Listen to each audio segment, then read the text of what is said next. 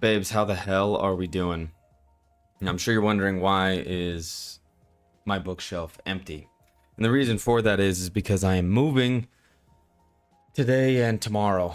Big stuff tomorrow, little stuff today. U-Haul, everything like that, moving all this out. Throwing away a lot of stuff. I am moving. Look at the crazy eyebrow. You see that crazy eyebrow? I am moving to England unless things head very, very much south in the next 6 months. To be honest, videos will probably stop by that point. I mean, I don't really see a way of continuing it. I shouldn't say never, and I shouldn't speak in absolutes, because that is a Sith way, but still, that is what I believe to be the case. So hopefully I reach 100 subs by then, because that's kind of really what I want. I just really want it. I feel like I wanted that ever since I started doing Happy Wheels videos back in the day, but hey, beggars can't be choosers, and we continue to lay the groundwork regardless. That's not why you're here. Why you are here is because of the man named Oda and a series called One Piece, chapter 1157. Good chapter. Not insane, especially for a break, but like I said, we were warned well in advance that we're going to get chapter break, and I believe we have one more chapter break in front of us, which could possibly end the flashback. I hope to God not. I mean, we're getting more into the weeds than I really thought that we were going to in the first place. So much so that some of these chapters, I'm just like, we could have mushed some of this together. Like, some of this is not entirely necessary. I mean, like, the Kuja Pirates from the last chapter was kind of annoying, but I think that that's playing a bigger part than we realize, because I think those pirates are a lot more important than we realize in regards to God Valley and probably what we're going to see. I don't think we're going to see every angle of God Valley. We've already seen a snippet of one. I wouldn't even call it a full angle, but a snippet through Kuma and Ivankov's perspective, which should be pretty interesting. But we get to see the relationship between the Rocks Pirates at the beginning here, as they are raiding money that should be going to the needy, but they're like, you guys seem to be holding on to this pretty long. There also appears to be a rat, which I think is the biggest thing there. There's a rat within the crew. Of course, they don't really like each other. They don't really give a shit about each other. So it's not that surprising that there's a rat. They're all in it for their own good, so why wouldn't somebody be in it for their own good? If they're getting stuff from the government, we see it all the time. I mean, the government has a lot to offer. They have a lot to offer. Amnesty, freedom, islands, kingdoms, whatever you want. Like, the government's just like, if the price is steep enough, if you're willing to shell it out, we will give you what you want.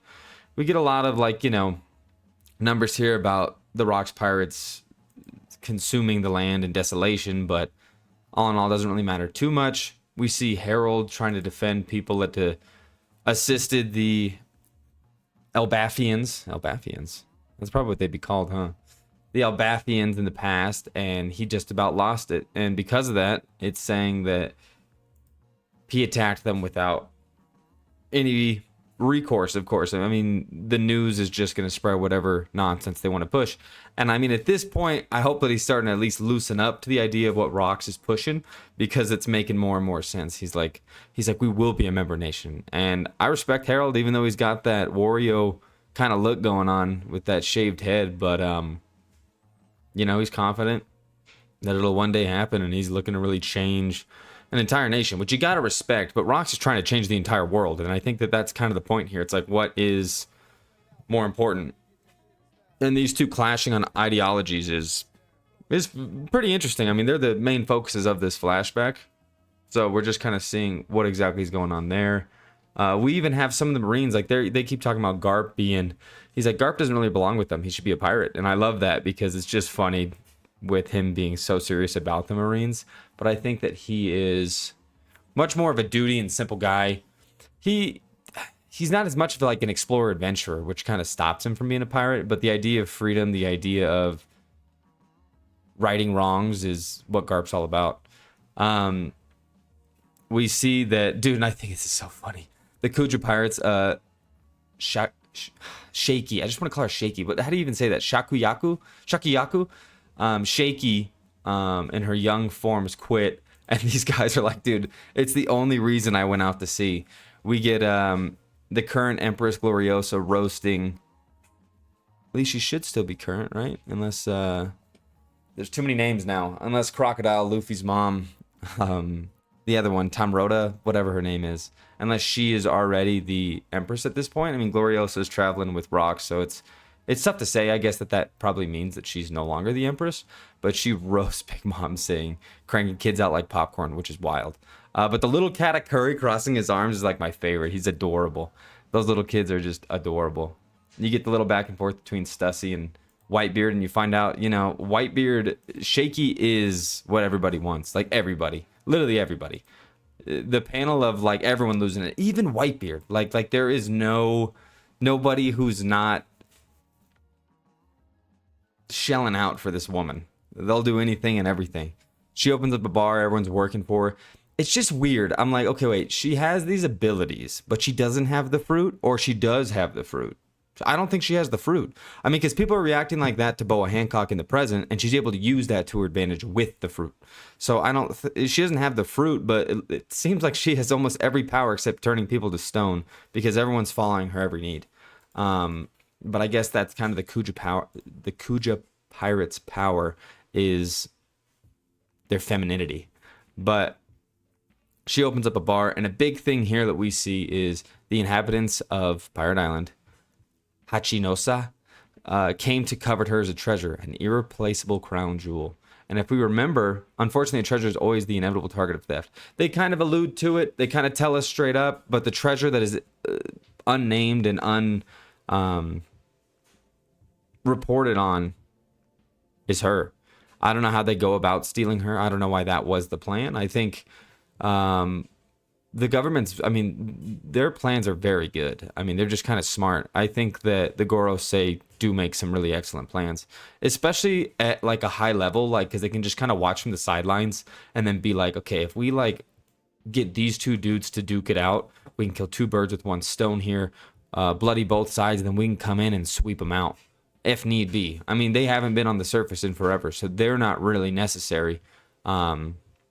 But we see at the very end that they do a very reasonable request that says we shall accept Elbaf's admission into the world government on the condition that the warriors of Elbaf, but I mean, nobody competes with Harold. Nobody competes with Harold. I don't even know who else would be able to do that.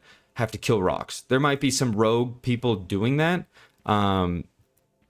Bragi and Dory are already on the island. They're already on the island. They were there for 100 years. Their pirates are kind of like disheveled and just around. So it's up to Harold. I mean, is Harold going to go take out rocks? I don't think so. He doesn't seem like the one to sell out his friends. And I think that there was a perfect scene with that island. Like it's not worth getting into the government by any means necessary. You have to do it the honorable way. You have to do it the right way. They live a super long time, so he's probably not that worried about it. He's like, I got a long time to live and a lot of lessons to learn. I even went back and saw him at the beginning, and I forget her name, but the girl who runs the bar on Elbaf, she really got him in line. She really got him in line, and now he's forging a path ahead that should be good for Elbaf. But the important part here is the Rock's crew is in love with Shakky. She's going to be stolen. Is that why they decide to go out there? Probably. Rock's is a simple man. He does simple things.